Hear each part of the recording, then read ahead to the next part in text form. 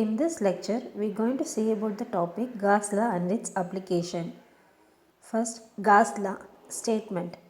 Gauss law is one of the fundamental laws of electromagnetism. It states that the total electric flux through a closed surface is equal to the total charge enclosed by the surface. Mathematically, we can represent psi is equal to Q. Psi indicates the total electric flux and Q indicates the total charge. Proof of Gauss law. Consider a charge Q at the origin of spherical coordinate system whose coordinates are r, theta and phi. The radius of the sphere is r. We know the electric field intensity due to the point charges given by E vector equal to Q by 4 pi epsilon r square into UR vector. Consider this equation as 1.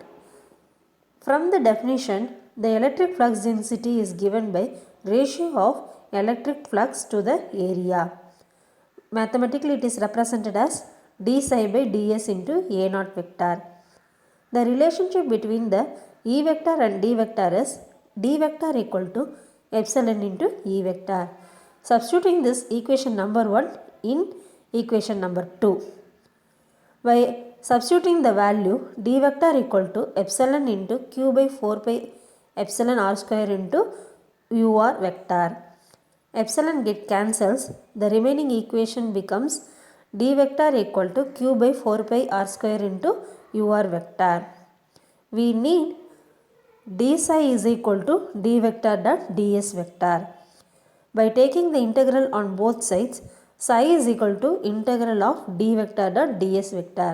Consider this equation as equation number 5. Along the radial equation, the differential surface area can be given as ds vector equal to r square sin theta d phi into ur vector. We need d vector dot ds vector and applying the value of d vector and ds vector, where d vector equal to q by 4 pi r square into ar vector. Ds vector is r square sin theta d phi ur vector.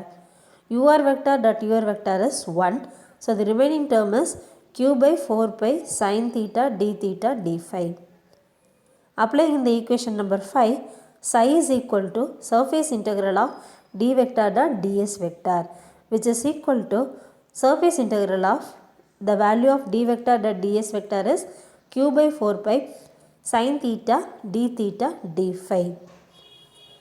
Integrating the value of theta and phi, where theta ranges from 0 to pi and phi ranges from 0 to 2 pi.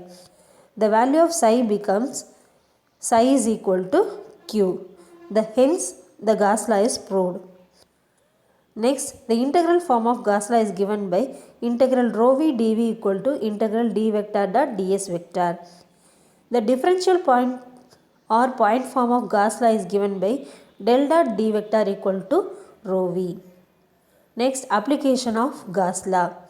One application of Gauss law is to identify the d vector, that is electric flux density, for an infinite line charge.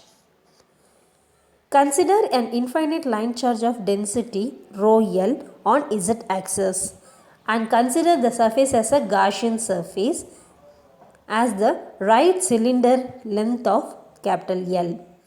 From the Gauss law, we can write q is equal to integral d vector dot ds vector. For the cylinder, the total charge can be split into top of the cylinder plus bottom of the cylinder plus lateral region of the cylinder. The direction of d vector is in the arrow direction. So, d vector can be written as d into arrow vector.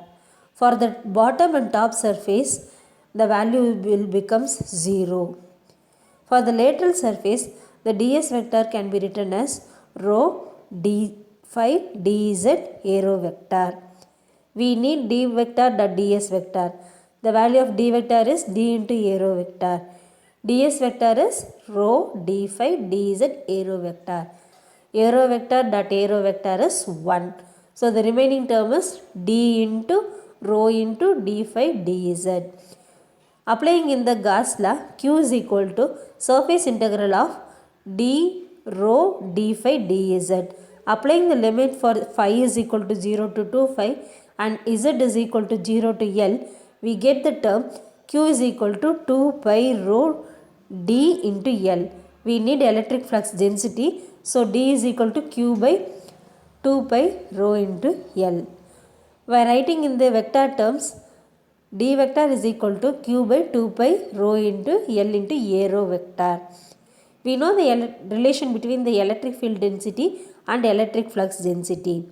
So E vector is equal to D vector by rho or epsilon, which is equal to rho L divided by 2 pi epsilon into rho into A rho vector. Thank you.